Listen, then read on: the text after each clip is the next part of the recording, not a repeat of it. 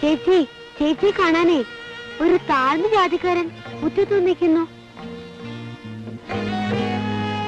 ആഹാ, അവിടെ നിൽക്കാണോ? ഇങ്ങോട്ട് കയറിയിരിക്കാലോ. വരൂ വരുന്നു. അല്ല, ഞാൻ കാരണം വെറുതെ പ്രശ്നം ഉണ്ടാവണ്ടെന്ന് കരുതിയിട്ടാ. എന്ത് പ്രശ്നം? ഒരു താഴ്ന്ന ജാതിക്കാരൻ ഉമ്മറത്ത് കയറിയിരുന്ന. ഓഹോ, അത് ശരി. അപ്പൊ അതാണ് വാസ്തവം പറഞ്ഞത്. കുഴപ്പമില്ല, മാഷ് പോയി കഴിഞ്ഞതിന് ശേഷം ഞങ്ങൾ പുണ്യാഹം ചെയ്തോളാം. അതൊക്കെ ബുദ്ധിമുട്ടാവില്ലേ? എന്ത് ബുദ്ധിമുട്ട്? കുറച്ച് മന്ത്രം ചൊല്ലണം, വെള്ളം തളിച്ച് ശുദ്ധാക്കണം, അത്ര തന്നെ. മാഷ് ഇരിക്കൂ.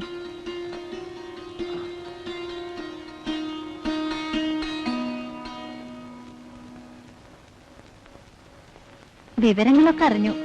അന്ന് അച്ഛൻ വന്നപ്പോ മാഷിന്റെ ഓട്ടം ഗംഭീരായിരുന്നു കേട്ടോ. പോലീസ് ട്രെയിനും കൊണ്ട് പ്രയോജനം ഉണ്ടായി. ചാർജ് എടുക്കണം എന്ന് വിചാരിച്ചതല്ല, അച്ഛൻ കെട്ടിത്തൂങ്ങി ചാവൂന്ന് പറഞ്ഞു. അയ്യോ, കഷ്ടമായിപ്പോയി. അങ്ങനെ മാഷിന്റെ അഹിംസവാദം പൊളിഞ്ഞുപോയല്ലേ?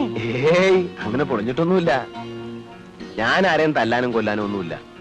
തൊപ്പിയും കുപ്പായും വടിയും ഒക്കെ ആയിട്ട് സ്റ്റേഷനിൽ അങ്ങനെ വെറുതെ ഇരിക്കും, അത്ര. താഴ്ന്ന് ജാതിക്കാരൻ വന്നിരിക്കണമെന്ന് പറഞ്ഞു. ഞാനാ പുതിയ സബ് ഇൻസ്പെക്ടർ SI. ഞാൻ അച്ഛനോട് പറഞ്ഞിരുന്നില്ലേ? പറഞ്ഞു, പക്ഷെ ജാതി ഏതാണെന്ന് പറഞ്ഞിരുന്നില്ല. ഞാൻ ടീച്ചറോട് പറഞ്ഞതല്ലേ ഉമ്മറത്തെ കയറിയിരിക്കുന്നില്ല എന്ന്. പഴയ ആളുകൾക്ക് ഇതൊന്നും അത്ര ഇഷ്ടാവില്ല ടീച്ചറെ. സോറി, ഞാൻ പോട്ടെ. പക്ഷേ ഞാൻ പഴയതാണെങ്കിലും അങ്ങനെ തുരുമ്പ് പിടിച്ചിട്ടില്ല. ഐറ്റം ഇല്ലാന്ന് ഞാൻ പറഞ്ഞില്ല, ഉണ്ട്. പക്ഷെ ഇപ്പോഴത്തെ ഐറ്റം ഉള്ളവനും ഇല്ലാത്തവനും തമ്മില. മാഷ് അല്ല, ഇൻസ്പെക്ടറും ഇരുന്നാട്ടെ. ഞാൻ മാഷിനെ കുടിക്കാൻ എന്തെങ്കിലും. അയ്യോ, ഒന്നും വേണ്ട. ഏയ്, ഭയപ്പെടണ്ട. ഹാർലിക്സും ബോൺവിറ്റി ഒന്നും ആയിരിക്കില്ല. തണുത്ത പച്ചവെള്ളം ഉള്ള കുടിക്കാലോ. ഇല്ലത്തിന്റെ ഇപ്പോഴത്തെ സ്ഥിതിയെ പറ്റിയൊക്കെ ദാമോദരൻ മാഷ് പറഞ്ഞു. കേട്ടപ്പോ വല്ലാത്ത വിഷമം തോന്നി. ഏയ്, ഒരു വിഷമവും ഇല്ല. ഇക്കാണുന്ന ഇല്ലവും പറമ്പും ഒക്കെ പണയത്തിലാണെന്നാവും മാഷ് പറഞ്ഞത്. ഇല്ല, അത് പറഞ്ഞില്ല. ഇതൊക്കെ പണയത്തിലാ. നമ്പൂതിരിമാർക്ക് പറ്റാത്ത ഒരു പണി ചെയ്യാൻ നോക്കി, നടന്നില്ല. നടന്നില്ല എന്ന് വെച്ചാൽ നടത്തിച്ചില്ല എന്ന് പറയുന്നതായിരിക്കും കൂടുതൽ ശരി. മനസ്സിലായില്ല. പലരുടെയും നിർബന്ധം കൊണ്ടും എന്തെങ്കിലുമൊക്കെ ചെയ്യണമെന്ന് കരുതിയും ഒരു കൊപ്രാമിലൂടെ വസ്തുക്കൾ പണയം വെച്ചിട്ടുള്ള ഒരാളായിരുന്നു. എന്തു പറ്റി? കൊപ്രാമില്ലിൽ കൊപ്ര കിട്ടാതെ. കേട്ടാണല്ലോ ആനന്ദൻ നായരെ പറ്റി. എന്നെ നശിപ്പിക്കാനായിട്ട് അയാളും തുടങ്ങി വരുമില്ല. ഉണ്ടായുസം കാണിച്ച നാട്ടിലുള്ള തേങ്ങ മുഴുവൻ മൊത്തക്കച്ചവടം നടത്തി. 3 മാസം വാതിലും തുറന്ന് വെറുത്തായിരുന്നു. പിന്നെ മെഷീന്റെ കൂടെ ഇപ്പോഴും ഉണ്ട്. തുരുമ്പെടുത്തു. കടത്തിന്റെ പലിശ ഇങ്ങനെ കേറിക്കൊണ്ടിരിക്കുകയാണ്. പക്ഷേ പര്യവസാനം എന്താണെന്ന് എനിക്കറിയാം. ജപ്തി. അത് കൂടൊന്നും വരാനല്ലോ. ഈ അനന്തൻ നായരെ നിലക്ക് നിർത്താൻ ആരുമില്ല ഇവിടെ. താഴ്ത്തി പറയാമെന്ന് വിചാരിക്കരുത്. നിങ്ങളെ വകുപ്പിൽപ്പെട്ട ആൾക്കാരുണ്ടല്ലോ, പോലീസുകാര്, എല്ലാരും അനന്തൻ നായരുടെ സ്വൽപ്പടിക്ക് നിൽക്കുകയായിരുന്നു ഇതുവരെ. തൊട്ടടുത്ത് ഞങ്ങൾക്കൊരു ചെറിയ വീടുണ്ട്. അതിൽ വാടകയ്ക്ക് താമസിക്കുന്ന ഡോക്ടറെ അത് ഭീഷണി പിടിച്ച് ഇറക്കി വിട്ടു. ആ വാടക കൊണ്ട് ഞാനും കുട്ടികളും കഞ്ഞി കുടിച്ച് കഴിയരുത് എന്നായിരുന്നു ഉദ്ദേശം. ഇവിടം ജപ്തി ചെയ്താൽ ആ വീടുണ്ടാവുമല്ലോ എന്ന് കരുതിയാണ് അത് വിൽക്കാത്തത്. ആഹാ, പാലും പഞ്ചാരൊക്കെ ഉണ്ടായിരുന്നോ?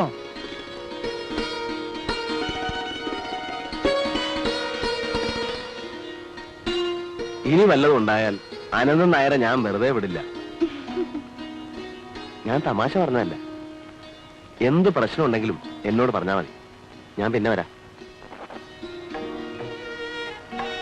അല്പം വെള്ളം കിട്ടിയ ഗ്ലാസ് ഞാൻ തന്നെ കഴുകി വെച്ചേക്കാം. അതുകൊണ്ട് കാര്യമില്ല. താഴ്ന്ന ജാതിക്കാര് തൊടുന്ന സാധനങ്ങള് സാധാരണ എറിഞ്ഞു കൊടുക്കുക അവിടെ പതിവ്. അല്ല, അപ്പുറത്തൊരു വീടുണ്ടെന്ന് പറഞ്ഞില്ലേ, അത് താഴ്ന്ന ജാതിക്കാർക്ക് വാടകയ്ക്ക് കൊടുക്കൂ.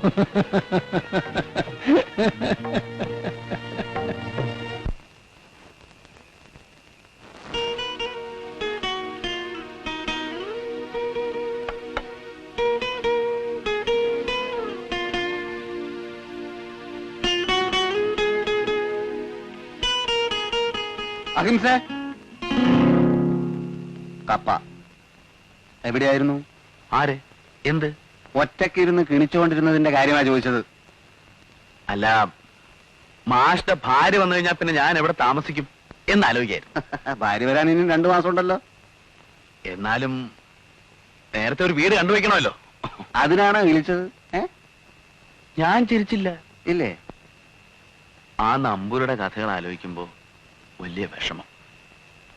അങ്ങയുടെ ഒരു വീട് ഒഴിഞ്ഞു കിടക്കാണത്രേ. ഓ, ഞാൻ അവിടെ താമസിക്കുകയാണെങ്കിൽ വാടക എന്നും പറഞ്ഞ് കുറച്ച് രൂപ സഹായിക്കാമല്ലോ. ഓഹോ, മനസ്സിലായി മനസ്സിലായി. അപ്പൊ ട്യൂട്ടോറിയൽ വെച്ച് തന്നെ തുടങ്ങിയല്ലേ എന്തോന്ന് പ്രേമം? ഛെ, ഛെ, ഛെ, ഛെ, ഛെ. അയ്യേ, ഒന്നാമത് അവർ ഉയർന്ന ജാതിയല്ലേ. ആര്? ദേവേന ടീച്ചറെ. അതിന് ഞാൻ ടീച്ചറിന്റെ പേര് പറഞ്ഞില്ലല്ലോ. ഇല്ലേ? പിന്നെ പ്രേമത്തിന്റെ കാര്യം പറഞ്ഞു. ഇപ്പോ മനസ്സിലിരിപ്പ് ക്ലീനായിട്ട് പിടികിട്ടി.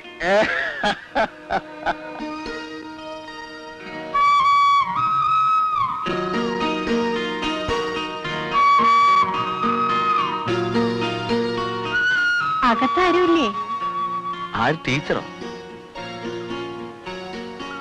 രാത്രിയില് ഒറ്റയ്ക്ക് കിടക്കാൻ പേടിയുണ്ടായിരുന്നില്ലല്ലോ. ഛെ, ഛെ. എന്താ ഇതൊക്കെ? താഴ്ന്ന ജാതിക്കാർക്കും കഴിക്കാവുന്ന കുറച്ച് ഇഡ്ഡലി, ചായ. എന്നും ഉണ്ടാവില്ല കേട്ടോ. അതൊക്കില്ല. ഇത് കഴിക്കണമെങ്കിൽ എന്നും ഇത് കൊണ്ടുവന്ന് തരുമെന്ന് ഉറപ്പ് തരണം. അതെങ്ങനെ പറ്റും? താഴ്ന്ന ജാതിക്കാർ കഴിക്കുന്ന പാത്രങ്ങള് ഞങ്ങൾക്ക് പിന്നെ ഉപയോഗിക്കാൻ പറ്റില്ലല്ലോ. ദിവസേന പുതിയതോരോന്ന് വാങ്ങിക്കേണ്ടി വരില്ലേ? അതേ ഊരാതെ. പിന്നെ ഞാനിപ്പോ താഴ്ന്ന ജാതിക്കാരൊന്നുമല്ല. താമസം നമ്പൂരി ഗ്രഹത്തില്, സഹവാസവും ഉയർന്ന ജാതിക്കാരുമായിട്ട്. സന്ദർഭത്തിന് ചോദിച്ചൊരു പഴഞ്ചൊല്ല് പറയട്ടെ. ഉം. മുല്ലപ്പൂമ്പൊടിയേറ്റ് കിടക്കും കല്ലിനുമുണ്ടാം സൗരഭ്യം. ചൂടാറുന്നതിന് മുമ്പ് കഴിച്ചോളൂ. അതെ,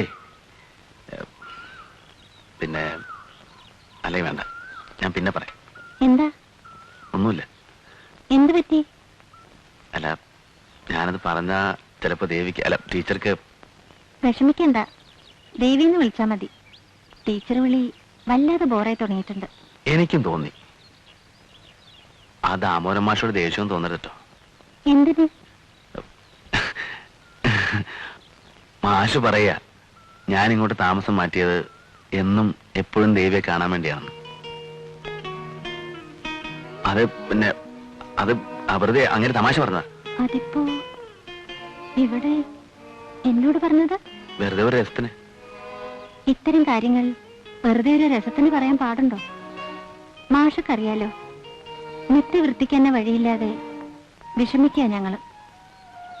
ദാമോദരൻ മാഷ് പറഞ്ഞ കാര്യം എന്നോട് പറഞ്ഞത് എന്നോട് ഇഷ്ടാണെന്ന് സൂചിപ്പിക്കാനല്ലേ? ഞാൻ വേണ്ട, ആവശ്യമില്ലാത്ത പ്രശ്നങ്ങളൊന്നും വേണ്ട. മാഷിനൊരു നല്ല ഭാവിയുണ്ട്. എന്റെ ഭാവിയുടെ കാര്യം അവിടെ നിൽക്കട്ടെ. ദേവി പറഞ്ഞ ശരിയാ. എനിക്ക് ദേവിയെ ഇഷ്ടമാണെന്ന് അറിയിക്കാൻ വേണ്ടി തന്നെയാ ദാമോദരൻ മാഷ് കൂട്ടുപിടിച്ചത്. ശരിക്കും ഇഷ്ടമായിട്ട് തന്നെ അങ്ങനെ പറഞ്ഞത്. വരും വരായികളെ കുറിച്ച് ആലോചിക്കുകയും ചെയ്തു.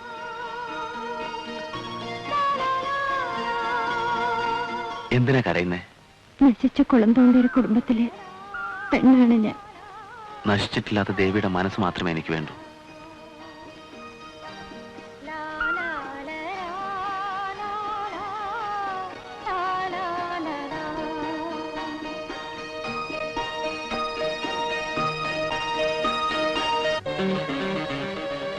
എന്താ ബാല? വെറുതെ ഒന്ന് കാണാൻ. ഞാൻ ആശുപത്രിയിൽ മരിക്കാൻ കിടന്നപ്പോ എനിക്ക് രക്തം തരാൻ തയ്യാറായ ആളല്ലേ. ഒരു നന്ദി വാക്ക് പറഞ്ഞിട്ട് പോകാന്ന് കരുതി. ഓ, അതിലൊക്കെ എന്തിരിക്കുന്നു? ബാലനെ പോലെ ഊർജ്ജസ്വലതയുള്ള ഒരു ചെറുപ്പക്കാരന്റെ ജീവന് വലിയ വിലയുണ്ട് ബാല. എന്റെ ഭാര്യ ആത്മഹത്യ ചെയ്തു. വലിയ കഷ്ടമായിപ്പോയി. ബാലന്റെ സ്ഥിതി കണ്ടപ്പോഴുണ്ടായ നിരാശ കൊണ്ടാവും ആ കുട്ടി കടുങ്കൈ ചെയ്തത്. എന്നെ അന്ന് രാത്രി തല്ലിച്ചതച്ചത് ആരായിരിക്കുമെന്നാണ് മുതലാളിയുടെ ഊഹം. ഞാൻ പിറ്റേന്ന് തന്നെ സർക്കിളിനെ ചെന്ന് കണ്ടിരുന്നു. അന്വേഷണം നടക്കുന്നുണ്ട്. ഓ, അതങ്ങനെ ഒരുപാട് അന്വേഷിക്കേണ്ട കാര്യമുണ്ടോ മുതലാളി? എന്റെ ഭാര്യയുടെ മരണത്തിന് ഉത്തരവാദി ആരാണെന്ന് എനിക്കറിയാം. എടാ ദ്രോഹി!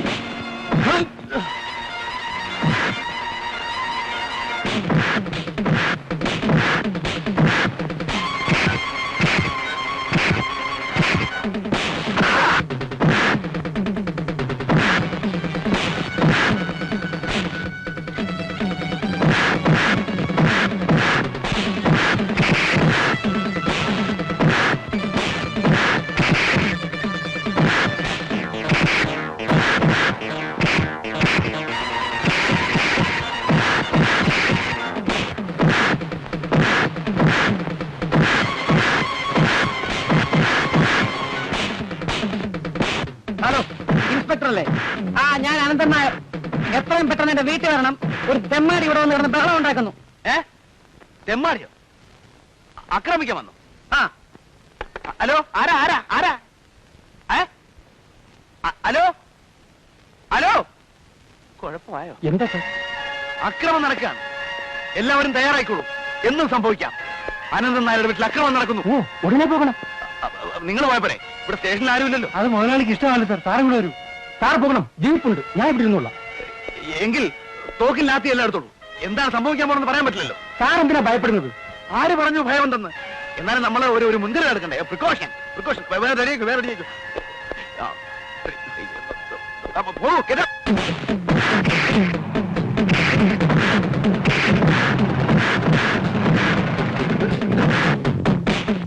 നിർത്തൂ നിർത്തൂ, അക്രമം നിർത്തൂ. വെടിവെക്കും വെടിവെക്കും, നിർത്തൂ. തോക്കാണ്, വെടിവെക്കും, നിർത്തൂ. നോക്കി നിൽക്കാന്നോ?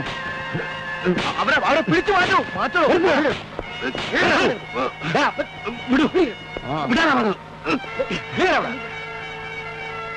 ഈ നാട്ടിലെ ഒരു പട്ടിയും ഇക്കാലം വരെ അനന്തൻ നായരുടെ മുമ്പിൽ ധിക്കാരം കാണിക്കാൻ ധൈര്യപ്പെട്ടിട്ടില്ല. എന്ത് വേണമെന്ന് എനിക്ക് അറിയാൻ പാടില്ല. എന്നിട്ട് ഞാൻ പോലീസിനെ വിളിപ്പിച്ചത്. പുതിയ ഇൻസ്പെക്ടർക്ക് ഞാൻ ഒരു അവസരം തന്നതാണ്. ഇനി ഇതുപോലുള്ള തെമ്മാടിത്തരങ്ങൾ മേലാൽ ആവർത്തിക്കരുത്. എടാ, നിന്നെ കൊന്നു കൊല വിളിക്കാൻ ഞാൻ അടങ്ങില്ലടാ. ഇവനെ പിടിച്ചുകൊണ്ട് പോകൂ. അടങ്ങടാ, കൊണ്ടുപോകൂ. എന്റെ സ്റ്റേഷൻ അതിർത്തിയിൽ അക്രമങ്ങൾ ഉണ്ടാകരുത്. അനന്തൻ നായരുടെ വീട്ടിൽ പോയി കുഴപ്പങ്ങൾ ഉണ്ടാക്കിയത് വലിയ തെറ്റായിപ്പോയി. തെറ്റും ശരിയൊന്നും സാറ് നോക്കണ്ട. മുതലെ കൊണ്ട് പോലീസ് സ്റ്റേഷനിൽ നിന്നും ഒരു സഹതാപം ഞാൻ പ്രതീക്ഷിക്കുന്നുമില്ല. തല്ലണമെങ്കിൽ തല്ല, കോടതി കയറ്റണമെങ്കിൽ അതും ചെയ്യാം.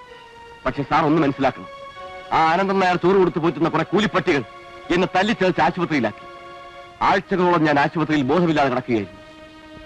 സംശയകരമായ ചുറ്റുപാടുകൾ എന്റെ ഭാര്യ മരിച്ചു. ഇതൊന്നും കാണാൻ കണ്ണില്ലാത്ത പോലീസുകാരിൽ നിന്നും ന്യായമോ നീതിയോ കിട്ടുകയില്ലെന്ന് എനിക്കറിയാം. ഈ കാക്കിക്കുപ്പായത്തിനുള്ളിലെ മനസാക്ഷി മരിച്ച് മരവിച്ചു പോയിട്ടില്ലെങ്കിൽ ഈ സംഭവങ്ങളെ കുറിച്ച് വേണം സാർ ആദ്യം അന്വേഷിക്കാൻ.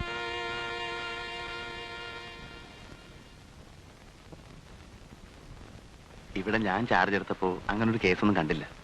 അതുകൊണ്ടാണ് അന്വേഷിക്കാതിരുന്നത്. അനന്തൻ നായർക്കെതിരെ ചാർജ് ഷീറ്റ് എഴുതാൻ ധൈര്യമുള്ള ഒരു പോലീസുകാരനും ഈ സ്റ്റേഷനിൽ ഇതുവരെ ചാർജ് എടുത്തിട്ടില്ല. സാർ, ലാത്തിയുടെ ചൂടറിഞ്ഞാൽ അവൻ പഠിക്കൂ. മരിച്ചെന്ന് കരുതിയിടത്തു നിന്നും ഉയർത്തെഴുന്നേറ്റവനാണ് ഞാൻ. ഒരു മരക്കോല് കാണിച്ചെന്നെ ഭയപ്പെടുത്താൻ നോക്കണ്ട. എന്റെ ശരീരത്തിന് അനന്തൻ നായർ എറിഞ്ഞിരുന്ന എച്ചിലിന്റെ മണമില്ല. സാറേ, ഇതിലൂടെ ഒഴുകുന്നത് ആത്മാഭിമാനത്തിന്റെ രക്തമാണ്. എന്താ പേര്? ബാലൻ. മിസ്റ്റർ ബാലൻ, അനന്തൻ നായരുടെ വീടെന്നല്ല, എവിടെ അക്രമം കാണിച്ചാലും അത് നിയമനിഷേധമാണ്. നിങ്ങൾ ഇനി തെറ്റ് ആവർത്തിക്കരുത്. നിങ്ങളെ തല്ലിച്ചതച്ചവരാരായിരുന്നാലും ശരി, അവരെ നിയമാനുസൃതം ശിക്ഷിക്കും. ഇനി ഈ സ്റ്റേഷൻ അതിർത്തിൽ കുഴപ്പങ്ങൾ ഉണ്ടാക്കരുതെന്ന് ഞാൻ അപേക്ഷിക്കുകയാണ്. അനന്തൻ നായരോട് ഞാൻ സംസാരിക്കാം. വിളിക്കുമ്പോൾ വരണം. നിങ്ങളുടെ ഭാര്യയുടെ മരണത്തെക്കുറിച്ചും അന്വേഷണം നടത്തും. ഒരു തീരുമാനം ഉണ്ടാകുന്നതുവരെ പ്രശ്നങ്ങളൊന്നും ഉണ്ടാക്കരുതെന്ന് ഉറപ്പ് തരാമെങ്കിൽ മിസ്റ്റർ ബാലൻ ഇപ്പൊ പോവാം.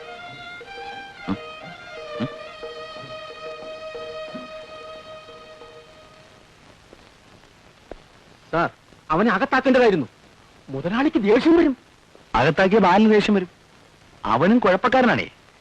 പിന്നെ അവൻ പറയുന്ന കാര്യങ്ങൾ കുറെയൊക്കെ ശരിയല്ലേ?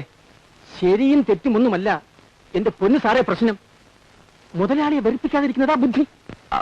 എന്ന് വെച്ചാ എനിക്കൊരു മനസാക്ഷിയില്ലേ? സാറിന്റെ നന്മയ്ക്ക് വേണ്ടി പറഞ്ഞതാ. വരുന്ന പോലെ വരട്ടെ, മരിക്കുന്നെങ്കിൽ മരിക്കട്ടെ. അല്ല പിന്നെ ഇവിടെ മനസമാധാനത്തോടെ ജീവിക്കാൻ പറ്റുമെന്ന് തോന്നുന്നില്ല.